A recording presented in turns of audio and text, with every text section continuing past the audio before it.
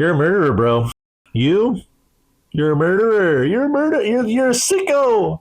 You're a little killer. I am too. I'm a murderer. We're all murderers. You don't believe me? Oh, you think I'm making a false accusation? You think I'm trying to slander you? Let's read the Bible.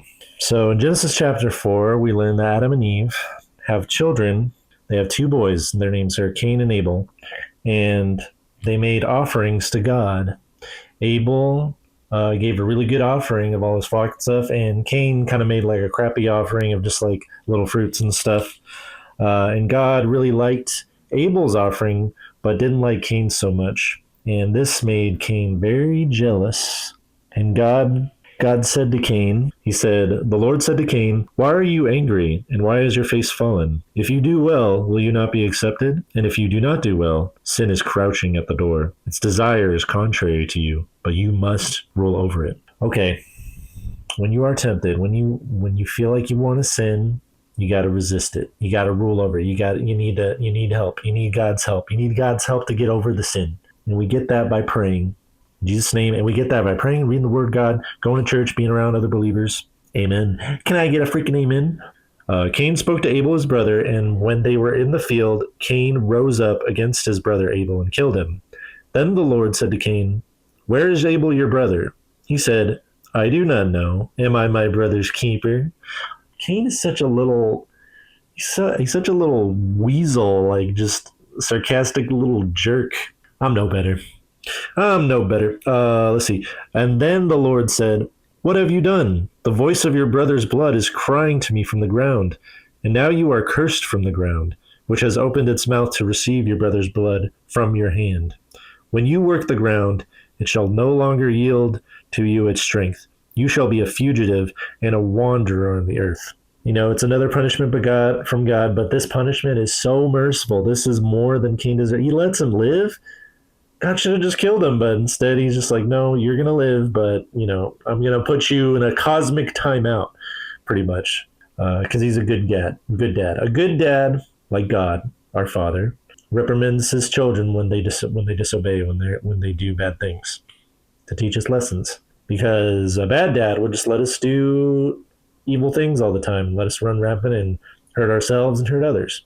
But God is not like that, because he's a good father. Cain said to the Lord, my punishment is greater than I can bear. And Cain's whining. Behold, you have driven me today away from the ground, and from your face I shall be hidden. I shall be a fugitive and a wanderer on the earth. Man, he's so dramatic. And whoever finds me will kill me. Then the Lord said to him, not so. If anyone kills Cain, vengeance shall be taken on him sevenfold. And the Lord God put a mark on Cain, lest any who found him should attack him. Then Cain went away from the presence of the Lord and settled in the land of Nod, east of Eden. Oh, God is so good. He's so loving. Cain's freaking out. He's like, oh, no, don't banish me, God. Like, anybody who finds me is going to kill me. I'm going to be so lost and alone in the world. I got no one to protect me. I got to go away from my family. And, I'm not going to have a tribe.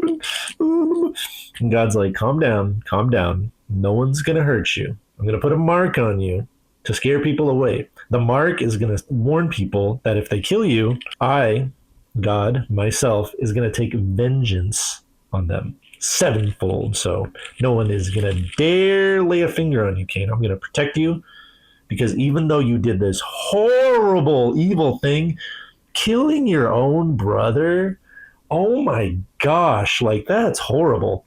Even though he did that, God still loved Cain. He still took mercy on him. He protected him. Oh, man. Come on, you got to love God. I don't know how much more I can convince you, but I will try. We should not be like Cain, who was of the evil one and murdered his brother. And why did he murder him? Because his own deeds were evil and his brother's righteous. Do not be surprised, brothers, that the world hates you. We know that we have passed out of death into life, because we love the brothers. Whoever does not love abides in death. Everyone who hates his brother is a murderer, and you know that no murder has eternal life abiding in him. Have you ever hated someone before? If you said no, you're a liar, and lying is also a sin, and I hate to tell you, but we've all hated somebody at some point in our life. And the Bible just straight up says everyone, anyone, any person ever alive, whoever existed and will exist, who's ever hated anybody is a murderer. You know why? Because you murdered them in your own heart. That's what hate is. When you have hate towards someone, that's basically you in your mind and in your spirit wishing that they were dead. And you know who they also hated? Jesus. And that's why they crucified him. And you know why they hated him? Because he told them the truth. And you know what the truth is? Jesus said, I am the way, the truth, and the life. No one comes to the Father except through me. Jesus is God. Whoever believes in him will not perish, but have eternal life. Even though we're all a bunch of stinky little murderers, God loves us anyways. And he'll forgive you. And he'll have mercy on you, just like he had mercy on Cain. You just got to ask for it. You got to ask, Jesus, forgive me. I repent. Come into my life. Be my Lord and Savior. Jesus Christ, I submit to you. You're my Lord. You're my master. And I'm going to follow you. I love God. I love the Bible. You got any questions? Send me DMs. Leave me a comment. And I'll see you next time. And God bless you. God bless you.